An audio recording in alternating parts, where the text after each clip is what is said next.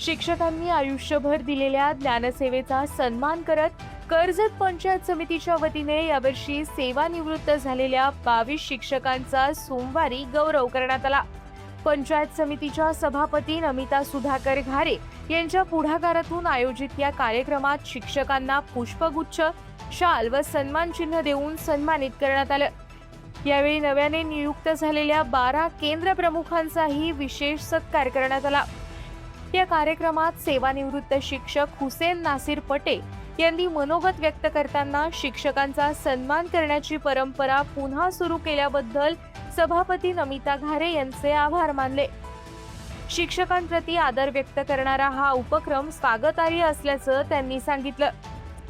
सभापती नमिता घारे यांनी आपल्या भाषणात शिक्षक हे समाजाचे आणि देशाच्या भावी पिढीचे शिल्पकार असल्याचं सांगत सेवानिवृत्त शिक्षकांचा सन्मान सोहळा दरवर्षी आयोजित करण्याचा मानस व्यक्त केला।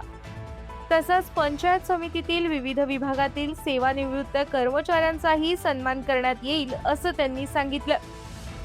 जिल्हा परिषद शाळांमधील शैक्षणिक गुणवत्ता वाढवणं, आदिवासी व दुर्गम भागातील शाळांमध्ये इंग्रजी शिक्षणाला प्राधान्य देणं आणि विद्यार्थ्यांची संख्या वाढवण्यासाठी प्रयत्न केले जातील असंही त्यांनी स्पष्ट केलं।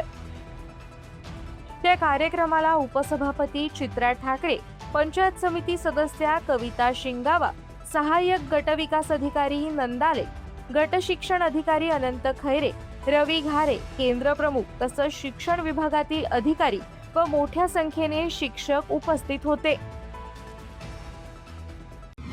आपल्या परिसरातील ताज्या बातम्या आणि घडामोडी सर्वात अगोदर पाहण्यासाठी कर्जत अपडेटला सबस्क्राइब करायला विसरू नका।